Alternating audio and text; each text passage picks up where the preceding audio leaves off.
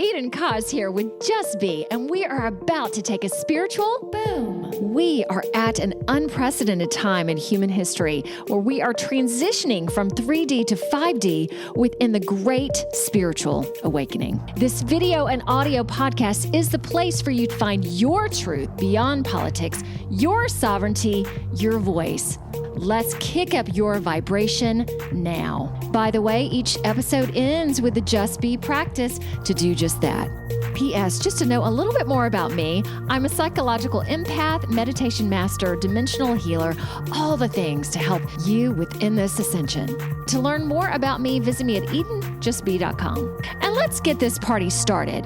There you go. Okay. Pushes that away. Yay! I do some goofy ass smiles.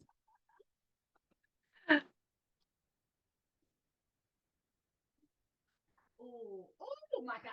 And you know what else I do? Oh gosh, I do some of this to get ready. Okay. And I like to see what fabulous. I told the Lorena, who was my guest last week, who was also doing the class, I shared with her why I do that. And she was so great. She's like, Eden, why do you do that?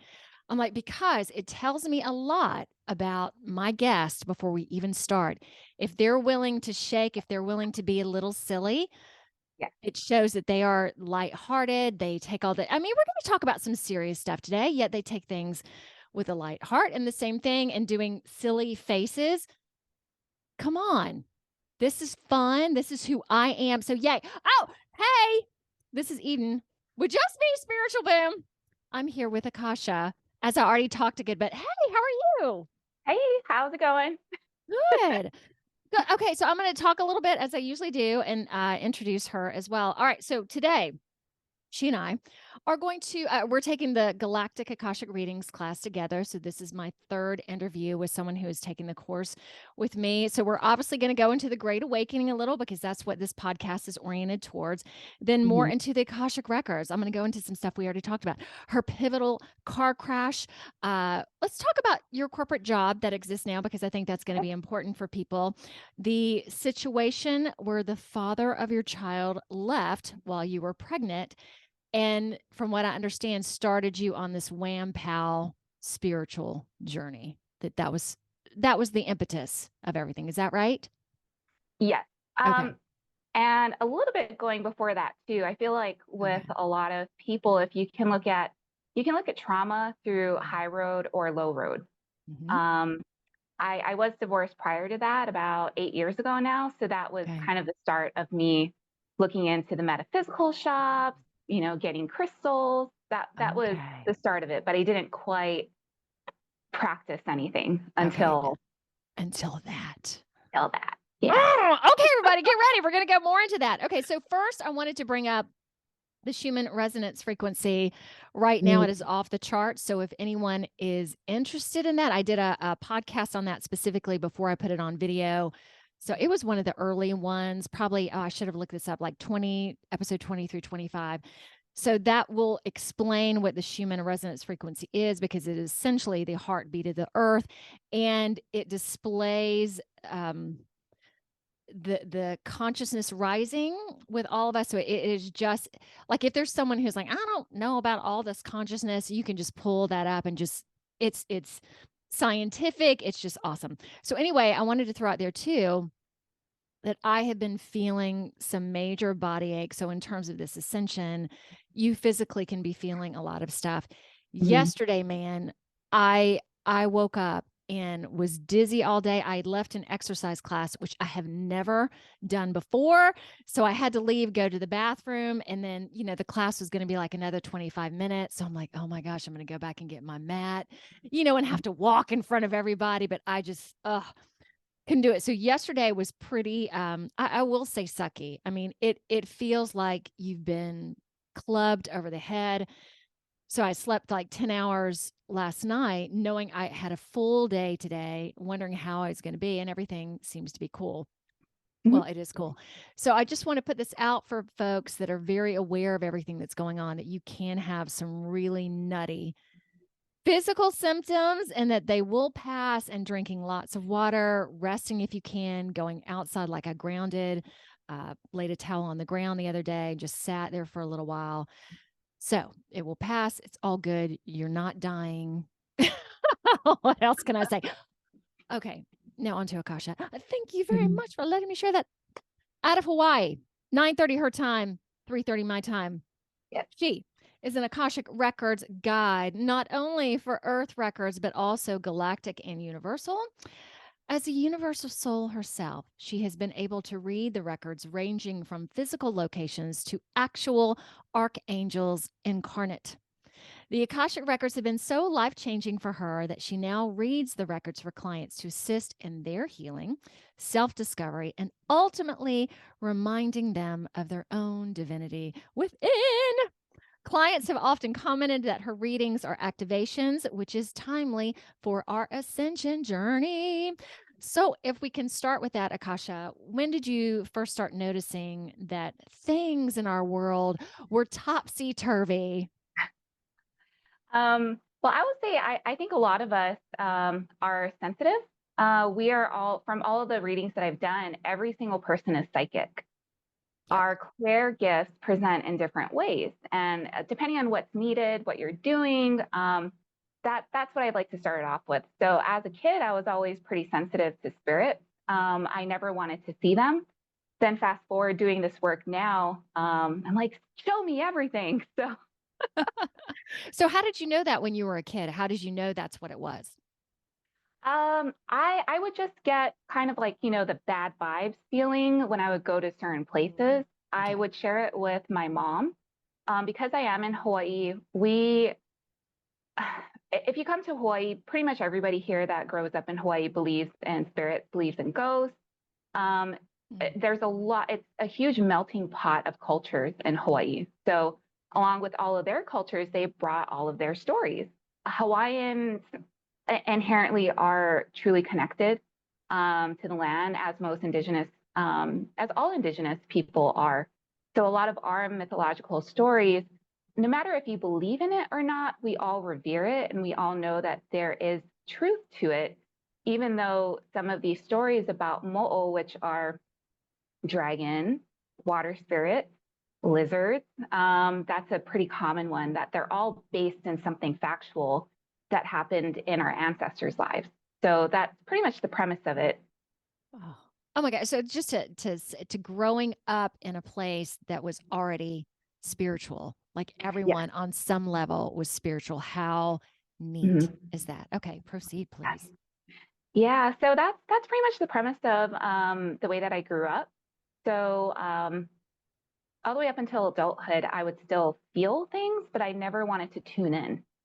And as you know, I'm a millennial, probably one of the last generations that went to college, get a good job, go to college, get your degree, you can buy a house. And oops, oops, now we're here where we are. So, we drank the Kool-Aid essentially, which is why I didn't really listen to my gifts, because I was trying to be in this 3D reality, go to work, make money, provide for family, that sort of thing. So it wasn't until trauma happened in my life when I started listening. Well, it seems like a good place to go into that. Tell us about that. Yeah. So initially, like I said, I got divorced about 8 years ago. That was kind of the start of it, of me being interested in crystals. You should see my house. It's it's a little crazy with crystals, but that was the start of it essentially. And so how'd you even get interested in those? What pulled you in that direction? Yeah, so that was the first, I would say, death that I experienced in my life. A divorce is a death. Emotionally, I had a young son as well. So fast forward, I kind of dabbled around, but I was still very much in a 3D, working my corporate job, doing really well in that. Then fast forward to about, I would say right around COVID. COVID was the shift for me, as I hope it was for a lot of people, to see beyond what we're being told. I was one of the proponents of very few, I would say the minority, as I would imagine most people listening to this podcast were, that did not want to get the jab. Not that I was anti-vaccines at the time, but I just thought something was funny about, why are you pushing this thing? Why are you, telling people, hey, we'll give you money if you get it. And we'll give I you mean, concert something just was tickets. off. We'll give Yes, you something was dinner. so off about it. So how was Mhm. Hawaii overall with COVID? Oh man, lockdowns were pretty brutal. I would say Okay. not as bad as I've heard about Australia and some other countries, but um, this is how ridiculous it was. You couldn't go to the beach as part of lockdown. You could only traverse the beach to go into the water. You could not sit on the beach. It was insane. We're in How is Hawaii. that even possible?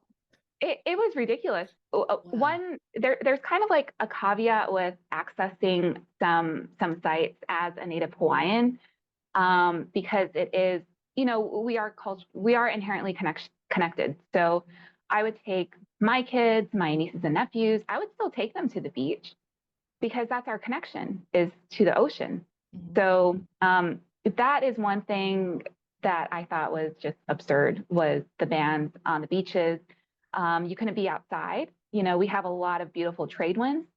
You couldn't be outside in groups. You had to sit, very far away. So it was a pretty interesting time.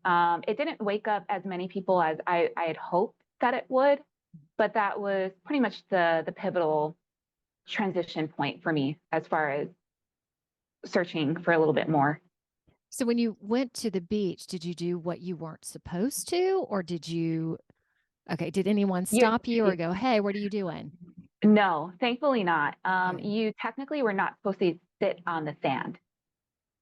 You couldn't sit on the sand. You had to be in the water or walking to your car. That was the level of absurdity that that That Hawaii makes my heart experience. hurt. Oh my It is, gracious. because the ocean is vital, I would say. If you don't have access to the ocean, to just bodies of water. Water in and of itself is so cleansing. When you add salt, which is why when I tune in, and a lot of people carry trauma surrounding water from past lives. They've drowned, something happened to them with regards to water. So their guides often will advise for them to take salt baths, for instance, or salt showers. And what salt does is it transmutes energy. So that's the reason for adding salt to water. And you have that in the ocean. Mm-hmm. And I'm discovering that salt is I don't think I mentioned this on my podcast. I'm taking like a teaspoon of salt a day, which you would be like, what are you thinking? And then I was in not a salt cave, but one of the alternative practitioners that I use here has this salt room that sprays like fine salt. And I found like my feet started healing. And we are taught salt is bad. You can't have too much salt. It is the bomb. And I'm discovering that more and more, and hearing you talk about it as well. It's just, yeah. Okay. It's a natural healer, to be honest. So whoever's listening to this, if they want to raise their vibration, if they're empaths and they want to clear, cleanse, and transmute, that's what I program the salt water in my shower to do. It's an excellent way to literally shower off your day, the energies that you absorb day to day, especially for empaths, because you are just sucking it all in.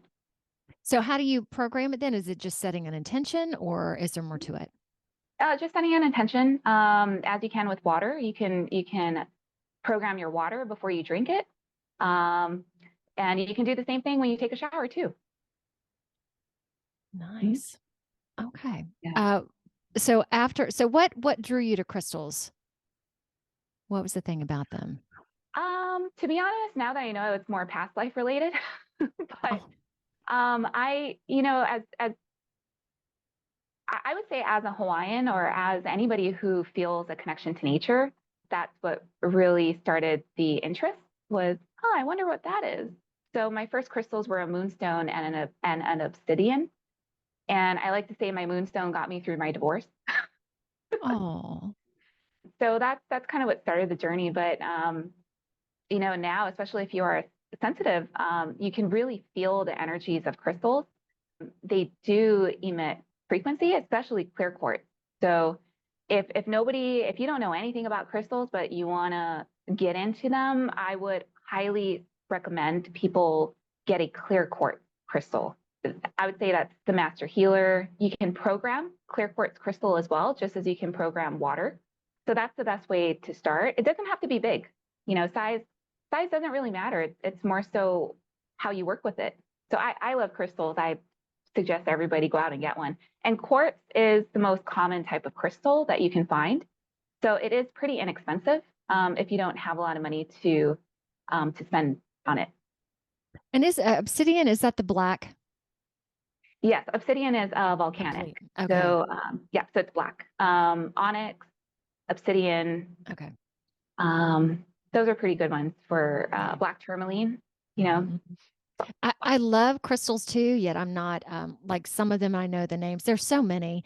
With obsidian too, isn't that to keep negative energies off of you? Like that's a good one to. Yes. Okay. Yeah. So obsidian, as well as onyx. Okay. I would say black tourmaline is the ultimate, you know, kung fu fighter as far as, you know, blocking out, shielding, blocking bad vibes in your house, on your body. Black tourmaline is the ultimate. I have learned, I would say more recently than not, that if I am going to go out, I would only maybe use a smoky quartz because I still want to feel energies. I don't necessarily want to block everything out. But when you're, especially if you're an empath and you don't have boundaries to begin with, a lot of clients, they'll tell me because I can see that they're an empath and it's usually connected to their feline lyran origins. Sometimes they just don't have boundaries. So they're overwhelmed and they say, you know, I'm tired of feeling everything. And I'm like, yes, it's just because you need boundaries. But empathy is a superpower. I would highly suggest not to turn it off. It is your built-in lie detector. It is your built-in barometer. So if it resonates from your heart space, then great. You don't have to, you know, go to a psychic. You don't have to pull cards. As long as it resonates in your heart, which you already have all the time, then that's what's important about keeping that empathy online. Beautiful. And I'll add into that. Again, I'm not a crystal expert, but I love crystals. I love selenite right now because let me see. I know I've got some. I might bring it. It's like white and it cannot it cannot take the darkness. So I have a lot of it outside of my home. I've put it in my garden in the front. It's in my bathroom. It's kind of everywhere. And I love it, especially I think right now too, because there is this stark contrast between both. I really like to have it around for myself. Absolutely, selenite and kyanite. They both cleanse other crystals as well. So if you don't, you know, have a chance to put it out in the sun or run it underwater, you can put your crystals on selenite or on kyanite, and they both, you know, they're amazing. I also have selenite everywhere. I have selenite in my windows. I have it in every room. I want to see your digs, man, as you talk about it. I'm imagining little crystal farms everywhere. Yeah. I mean, I'm at the point where I love to gift crystals too, because it's so healing and it's been also transformational for me, along with the records that, you know, whoever I know, even if they don't really resonate with crystals, it's kind of like a starter. I'm like, I'll give you a starter one. You know, okay, we're going on aside for a moment. Let me see if I can reach over this. I am really big right now into organites. Oh, organites are amazing. Oh my gosh. I got one upstairs. You just hold it and all the energy just, it's amazing. And I love this little purple one. I think it's great. I probably have 5 or 6 right now. And I have a circular one, which is really awesome. Oh, okay. Organites basically amplify. So you add, you can add different metals, but they predominantly use copper when they pair it with clear quartz and whatever else you're layering. It's more about the layering when you create an organite. As you can imagine, I also have quite a few organites. Oh, very awesome. Gosh, who knew we'd go into this conversation? Oh, Yeah. lovely. Crystal gang, you can ask me anything about them. I Yeah, love you are them. very knowledgeable, which is awesome. Yeah. I'm at the point right now where I wear a lot of high vibrational stones. I'm kind of an energy junkie in a sense Mhm. that I just love them so much. So I wear moldavite every day, moldavite, phenakite, and danbarite. So I would say moldavite is the ultimate butt kicker. If you want to align your life, transform it now, fast track moldavite. Some people can't really handle the energy of moldavite because it is so like high vibe, but Mhm. high vibe in a sense where it's, I would say it could make you kind of woozy, Right. depending on how you react to energies. So not that it's bad. It doesn't mean if you feel woozy that it's bad, that you're It's too just dense. intense. It's just intense. Yeah. Yeah. How do you spell it? Moldavite is Moldavite. Mhm.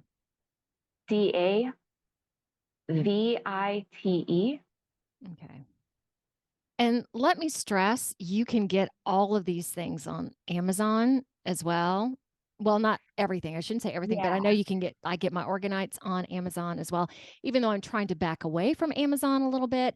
Have you found that pretty much everything else you can get there as well? With crystals, I would use your discernment with crystals Yeah. because you Picky. can fake crystals very easily, That's especially true. clear quartz. So my suggestion when people are first starting off is to go to your local metaphysical shop.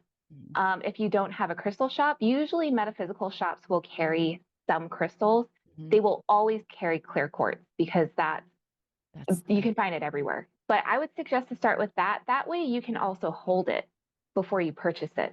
Mhm. So when you hold it, you can feel what resonates with you, which ones you like, which ones speak to you. Amazon, you kind of just get whatever they send you in the mail. So organites, though, are a little bit more specialized. So I would say, organites on Amazon are fine. If you trust, whatever resonates with you, if you trust the seller. Mhm. But for, just your tumblestones, anything, I would suggest going to a local shop. There are certain stones that, like moldavite, for instance, should have some kind of certification because it's a very pricey crystal. It's sold by the gram. Mhm. So it's pretty expensive. So if there's a certification with it, then perfect. Otherwise, moldavite, I would say, is one of the easiest to fake because um, it looks like green glass. Oh, gotcha. Mhm. Okay, and let me just add that in there too. If you don't have an option to go to a metaphysical store to do essentially what Akasha suggested too, if you can't hold it in your hands, even when on Amazon, you can feel the vibe of things. Mhm. So, extend yourself a little bit. Yeah. Or Let's go Etsy as well. You can try say that again. Etsy too. Oh, On yeah. Etsy. Yeah, Etsy has a lot too. Okay, awesome. Hey, let's go back to you Sure. for a moment, knowing that the initial divorce and the grief and the death of that Mhm. expanded you into crystals. So then what came next? Yeah, so a lot of inner healing, I would say. The way of being that I was very controlling. I wasn't. I readily admit I wasn't a very good co-parent with my ex-husband. He's an amazing father, absolutely amazing. So I went through that for a couple of years of checking myself. Essentially, we all need to take accountability and self-responsibility for our actions. So that was a very big time period of doing that. In the meantime, I met my second son's father. We dated, and I would say it was more of like a twin flame type of relationship in the sense, you can think of twin flames as hot and heavy, or the very rare occasion where they actually get married. But Yes. mine was the very hot and heavy, came in to do, enact our soul agreements essentially, and then broke up. So in that time period, I had gotten pregnant with my second son, and he did exactly as he was meant to do, per our agreement coming into this life. Yes. At the time, I did not take it that way, though. Right. I was devastated. You know, he left when I was pregnant. He didn't want the child. He wanted me to get an abortion. So, you know, I couldn't understand it. He was so amazing with my oldest son that a lot of people that were close to me were like, how does he not want to be a father if he's so great with your oldest? I couldn't understand it for, I would say, a good solid going into 3 years. So that in between time, I'd gone to see a lot of healers. I externalized my healing because I didn't know how to deal with it internally. So had you been to healers before? Yes, that's pretty much what predicated the start of seeking out healers was after my divorce. Okay. So I'd gone to see other healers, you know, psychic readings, you know, tell me what, you know, what's going to happen. And Okay, finally, let me interrupt you again because I think this will help a lot of people.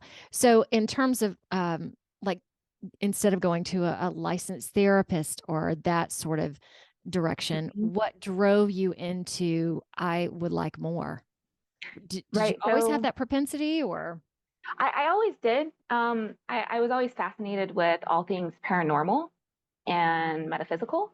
Okay. So I'd always had the propensity to go and seek out, you know, a tarot card reading, or I just never done it myself. I never ventured into that realm of doing things myself. I always sought other people to give me advice. I would say it wasn't until I was pregnant with my second son, as I was pregnant, I was actually suicidal.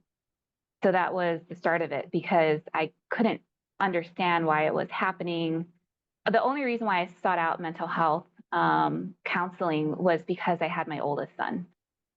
And I knew I had to be alive for him. I couldn't let him, you know, just be without me. So I did go the traditional medical route of seeking out, you know, counseling, therapy. Ultimately, I was put on antidepressants while I was pregnant. It What did was that exactly what like? I want. It did what I wanted it to do at the time, which Okay. was I just wanted to numb. I didn't want to feel. And because I was pregnant, you know, it's not like I could do drugs or alcohol. So I was put on antidepressants, which did exactly that. So I did numb. It numbed me to the point where I didn't even have dreams. And that was a shock to me because I always, my entire life, had very vivid dreams. Wow. Um, the amount of time I was on antidepressants was less than a year. Really, what kind of saved me in a sense was COVID happened. That sounds weird, but COVID happened and we're all in lockdown. For some people, you went inwards, right? And for some people, you just kind of a little bit of a spiral. I did both. It was a little bit of a spiral. And then I also got back in touch with the ocean.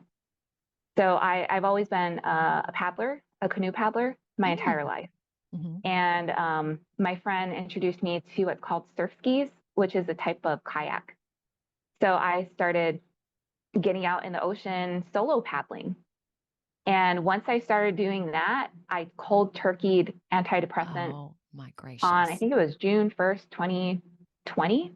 Okay. I just stopped because I had, you know, I'm finally my connection with the ocean. It's there again. I can be in the ocean whenever I want. So that's why I stopped taking antidepressants. I would say it wasn't until a year later was when I found Akashic Records. And that pretty much solidified the healing that I was looking for. Okay, so going to someone who could read your records to assist you, and Yeah, then how, go ahead. yeah. So what's actually interesting about that, as even though I was used to seeing readers for other things, I had never sought out an Akashic Records reading. I don't know why. I feel like it's because I could do it myself.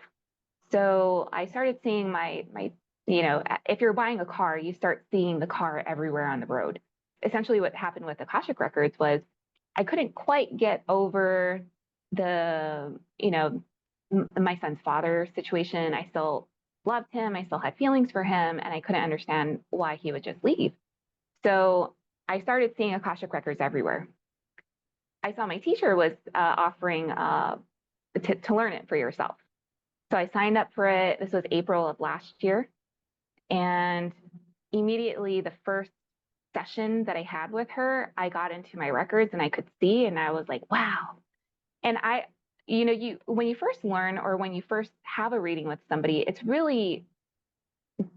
I would say it's really great to have an intention, because the questions are key. So you only get the answers that you want with the best clarity if your question is very specific.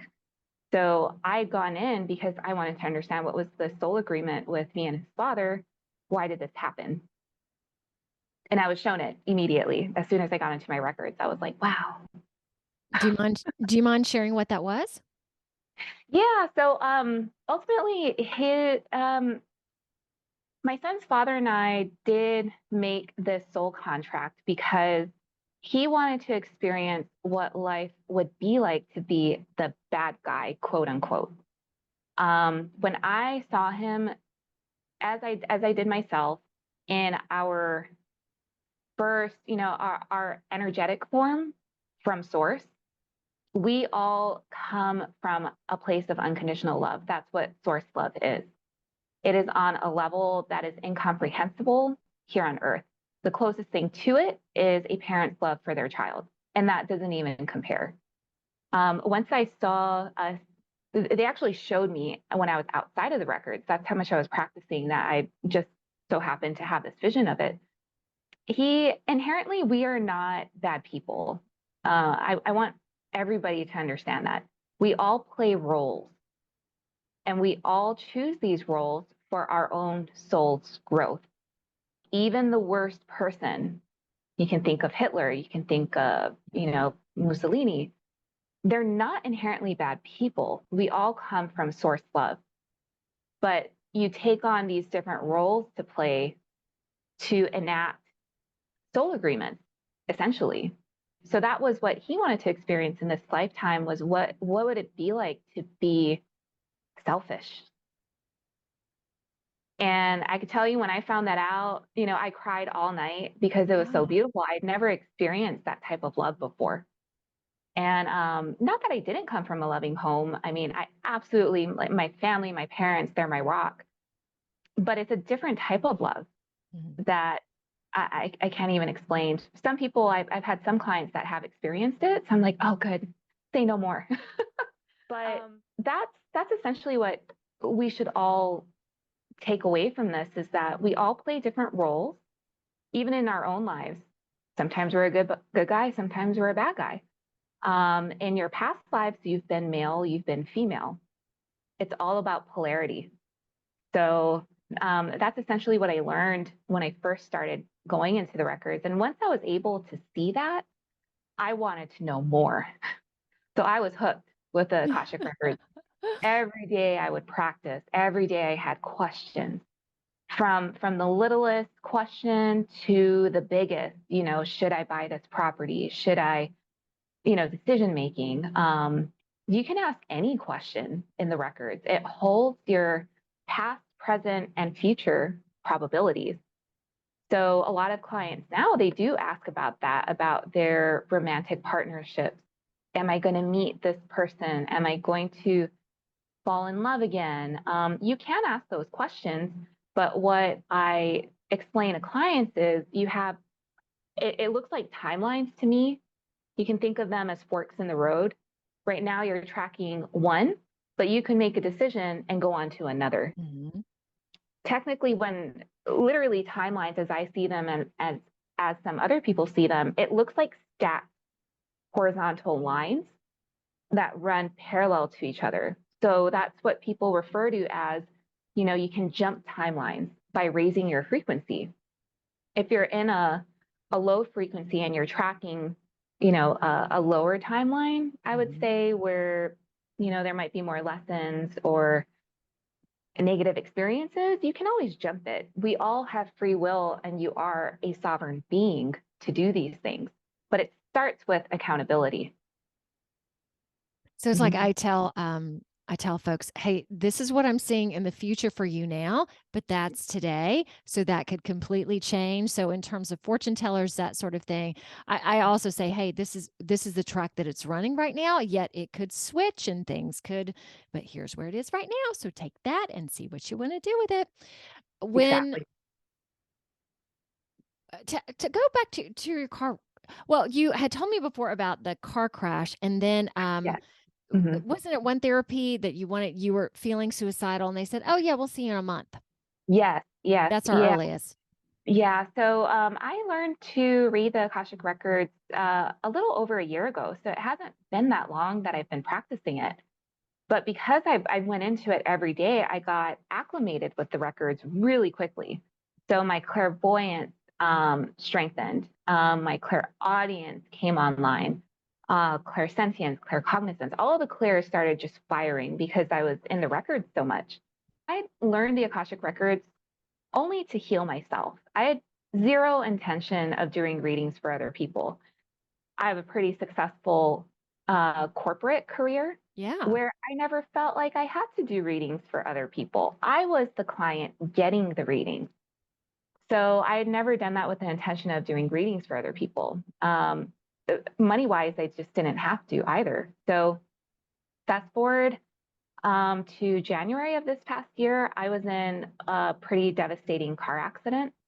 And I just knew, I knew it was a soul agreement. When big things happen in your life, birth, death, children, marriages, et cetera, these are soul agreements that you make. They're pre-contractual when you come into the life. I think it was a couple days after it was when I felt like, okay, I need to go in the records and ask about it. And I saw that it was past life related. There are I also want to touch on karma too, because some people think that karma is bad. Karma essentially is like a loop. If you think about it as a start and an end, it needs to finish. It needs to be balanced. You can't start something without finishing it. That's essentially what karma is. So it could be good, maybe in a past life you gave a lot of money away. You're a really generous person. You experienced the lessons of poverty. In this life, all of a sudden you have a windfall of money. You have a windfall of cash. You win the lottery. Something happens. So that's an example of karma, but it's perceived as good. So Great it's all description. about it's all about your perception of bad and good. So the car accident happened. It brought me, I would say, to the lowest point I had ever been. So again, I was also suicidal because of the car accident. But at this point, I have two kids. So I was like, what am I going to do? So what I happened? Yeah. What So happened? about a week after, I tried to do as I did before. I tried to Okay. get an appointment with a mental health therapist. I had not seen one for 3 years because once Mm. I quit cold turkey the antidepressants, I didn't really have a need to go and see a therapist anymore. So I tried to call. I'm in part of a very large medical network. I won't say the name. I could not get an appointment with a counselor for 30 days. And I explained to them, I said, I was just in a very traumatic car accident and I'm suicidal. I need to speak with someone. Well, sorry, we can't get you an appointment for 30 days. Bless my friends. They tried to help. They were like, oh, why don't you call this? Why don't you call that? Yeah. Um, I just, it, trauma kind of shuts you down. So you're only able to do one thing at a time. I went from multitasking 30 things a time every day to just one. I could only do one. Right. So my bucket list for one day was making that one phone call. And that was all I could do. So the fact that I tried, I think 2 times after that to make another appointment or to ask them to, do you have anybody else you could send me to Right. out of network? No. Oh, So about wow. yeah, it was, Ooh. and I know now it was for a reason. Right. At the Yet time, you still. just don't, Right. you don't know what's happening. So Mhm. about a week later, I happened upon a group Reiki session, and it was a distance Reiki session. So I didn't really know that much about Reiki. I kind of knew about energy healing, but I didn't know about Reiki in particular. So I was like, well, I'm willing to try anything because I can't be in this, Right. in I this. feel lousy. Yes, exactly. So I did it. I think it was only 20 or 30 minutes. And it shifted, Ah, it shifted me in such, I wouldn't say it was life changing at that point, but it helped me get out of the funk. And I was like, what is this? This Reiki is amazing. I need to keep like, so the person who was doing the Reiki, I signed up for more one-on-one sessions with her all the way to the point, I think about 2 or 3 months later, she started offering to learn Reiki as a practitioner. So I signed up to learn Reiki. I went up to Reiki 2. I'm not quite interested in being a Reiki master. A Reiki master is to teach Reiki. I just wanted to perform Reiki for myself, which is Reiki 1, and perform Reiki for other people, which is Reiki 2. Right, let me So, go ahead and suggest this to you and to everybody listening. So I'm a Reiki master with the okay. intention when I went through it, I'm not going to be doing Reiki yet. The attunements, especially being the energy junkie that you are, Mm-hmm. my master level attunement opened me up to this tremendous past life or parallel life of mine where I was a ruler, killed people. I mean, it was just, and it was like a moment to rectify all of that. I remember bawling, and luckily it was just a one person that I was having it with. I cried my guts out. It was just, and any of all the energies, just just like the Akasha Records, the energy that comes from that, it's amazing. So I would suggest you continue, even though your intention isn't. I'm not going to do this practice because I'm not. And Yeah, no, it's awesome. I think I'll sign up for Reiki Yes. Master. Uh-huh, you Um, should. And I think I yeah. had 4. Do you have and I'm assuming there are lots of places on Hawaii that the Oh, lots yeah. of spiritual. That's awesome. Yeah. That's But very I do awesome. think you made an excellent point about that, that a lot of people, they wonder, they have these little like tidbits, these little glimpses of past lives, of parallel lives. It's important to note that we always access our Akashic records all the time. I mean, that's your birthright to access your soul's remembrance. So you might be washing the dishes, boom, you get a download. You remember something. You're going into your Akashic records is what you're doing. So we all that's why I like to say that my readings, it's really I'm more of like a translator because I'm helping you remember who you are. And you can take that, you can run with it. Some people they're ready to be activated, so it acts as an activation. Some people are just starting off on the journey of remembering, so it helps them, and then they start having more questions, and then they start looking more within themselves. But that's what society was created to do. Religion, especially, was to disconnect us and to disempower us because we are all fractals of source. Every single person is divinity embodied. That's why you're psychic. But the programming, the conditioning, the distractions take you away from Listen. it. Mhm.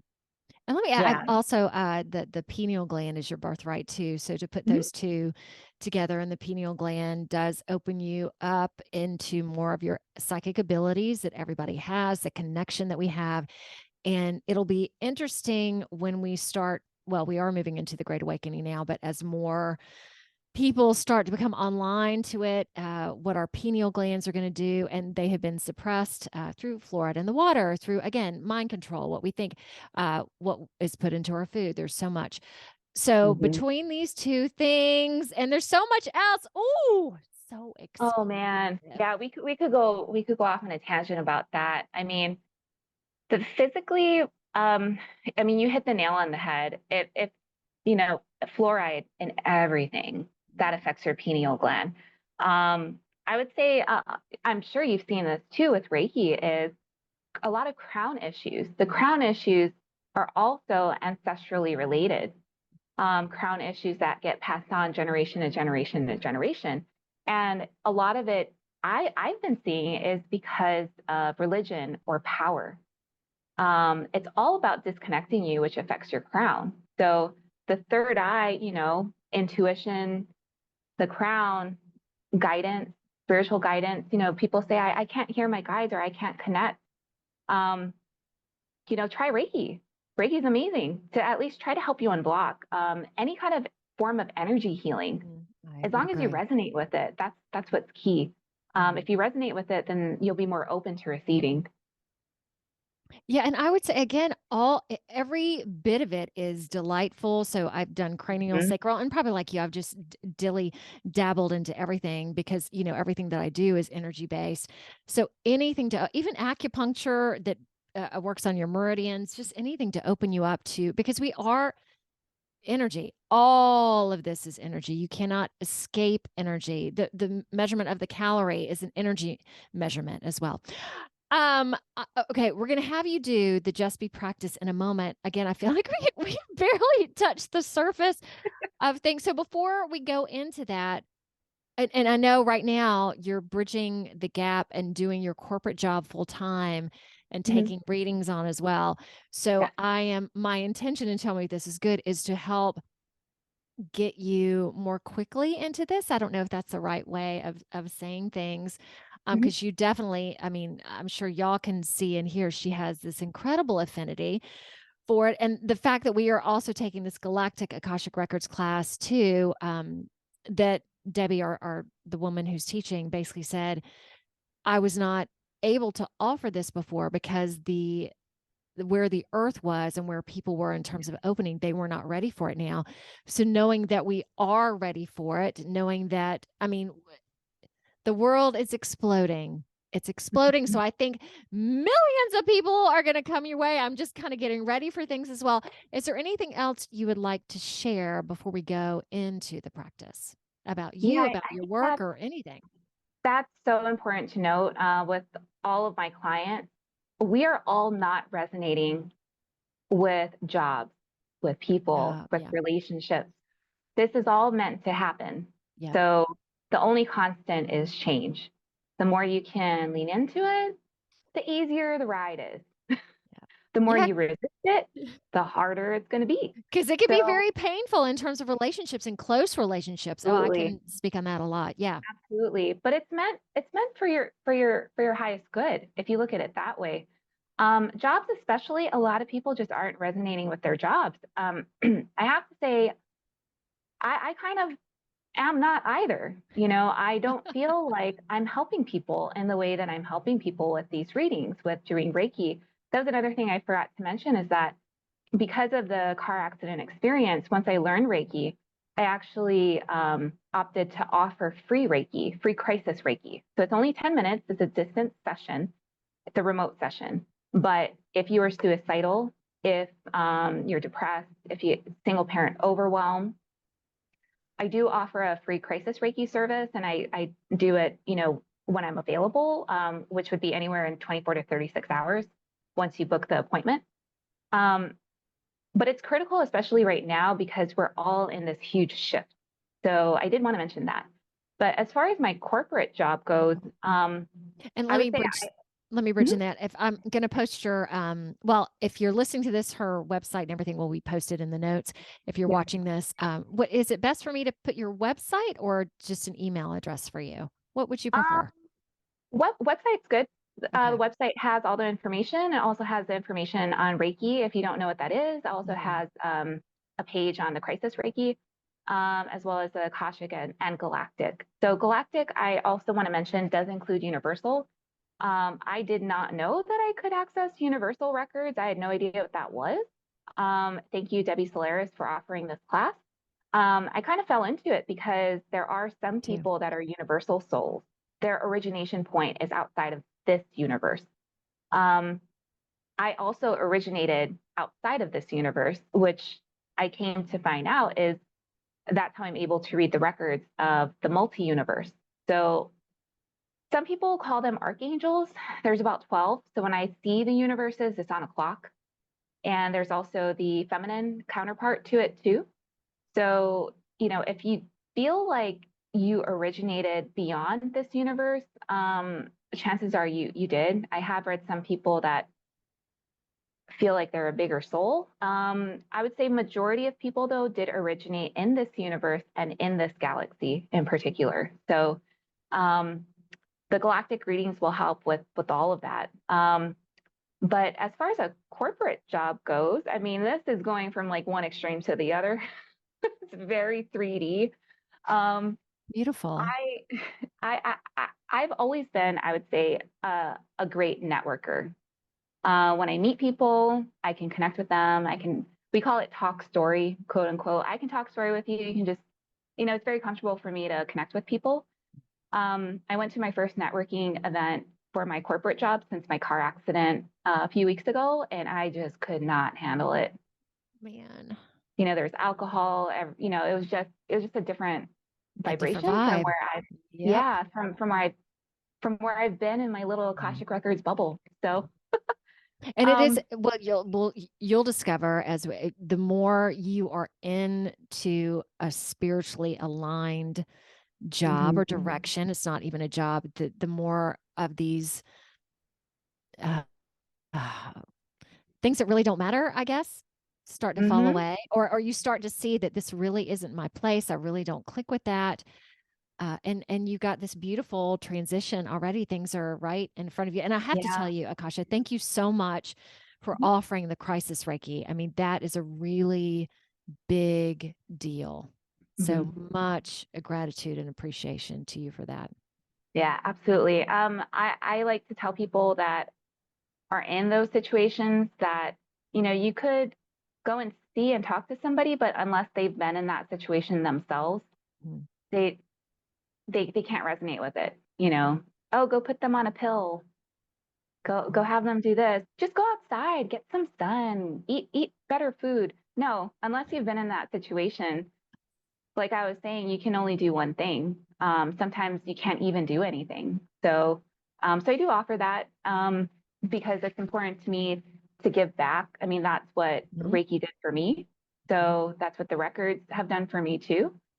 So that's also why I'm not aligning with my job, essentially. I would say, it's okay to do a slow transition for a lot of us, even my clients themselves. We all still are here in this world. We all still need to make money. So I've had some clients that have that work in insurance, for instance, and their guides and the records have told them it's okay to stay in insurance. Sometimes, it's actually okay to be in your 3D job because you are opening and awakening, so you can help and you can impact that space that you're in this quote unquote 3D job. The people that you interact with, your coworkers. So it's interesting. I always ask the records for advice and your guides for advice. And it's okay. You don't need to totally overhaul your life and become a Reiki practitioner. You can still work in your insurance job or whatever it is. You can still make a viable impact that way just by being you. So for me, I would say it started with COVID. I started disconnecting heavily from mainstream everything. So I haven't had cable TV for the past 3 years. I don't really watch. I don't watch the news at all. I would say if you can, please, detaching from the news is great. Because then you start seeing things, and what does that feel right, or are they just trying to make me think a certain way? The news is big on that. Let's say mainstream news, because there is some news that is really great. Yeah, mainstream news. So I would say I don't really watch movies anymore because I'm in the records so much. The Akashic Records is the best movie I've ever seen. Yes. Amazing. So I'm still, kind of 1 foot in, all the toes out, corporate, as well as doing this Akasha Hawai'i business. I do have an MBA. I have a business background, so I wanted to launch it in a very 3D way. So I'm kind of there, but I would say I'm more in the space of the records than I am doing anything else. Wonderful transition that you're making. All right. Let's use this time to go right into the practice. What are you going to do for us today? Just be practice. Okay, so before we jumped on this podcast, I actually went into the records and I asked, is there a message that I should share with everybody who's listening to this? And they did tell me verbatim, listen to your heart. It is the gateway to your soul. So to expound on it, I'd like to say, we're in such a big shift right now, society, internally, within your families, within your relationships. Whatever you're seeing or doing, just do a heart check. Does it resonate in your heart? Because our heart is a portal. That's how you connect to your divinity, I would say. A lot of people think it's through the crown. Yes, you get divine guidance through your crown, but everything is through your heart. It's you have a built-in lie detector, and that's in your heart space. So, like I was sharing about my ex, being in the essence of the Akashic Records allows you to see life through the lens of neutrality. There is no such thing as good or bad. There is no such thing as evil or good. It is just experience. We are all here to play different roles, to do different things, to accelerate our own individual growth. So I just want to impart that with everybody from the records. Listen to your heart. It is the gateway to your soul. I love that. All right, woman. It was so great. Thank you so much. It was so great to have you on. Or anything else you want to share? Anything that's in that little noggin or in that heart of yours? Should we all come out and visit you? Yeah, I would say to just be kind with yourself. Change is really hard. It's difficult. You might be on the course of a slow change. You might be on a very accelerated course like I was just 6 months ago, where I was to now. It feels like it was 10 years ago. So be kind on yourself. We're all going to make it. If you're worried about the ascension, if you're worried about family, the only thing that you can control is yourself. So, as much as possible, it's going to get crazier to just go back into your heart space. Awesome. All right. Well, we're going to sign off to the viewers and to the listeners, if you can hang on for just a moment. All right, everybody. See ya. Hear you later. Yeah. Bye. Bye. So cool of you to be here. I went from being off most social media to being on Facebook, Instagram, LinkedIn, or True Social, and you might be watching this on YouTube, Rumble, or BitChute. Or you might be listening to this on Apple Podcasts, Google Podcasts. I'm on over 19 directories at this point. So connect, comment, subscribe, like. Oh, and my intention is to have a new episode out Wednesday of each week. Oh, Lordy, more to come.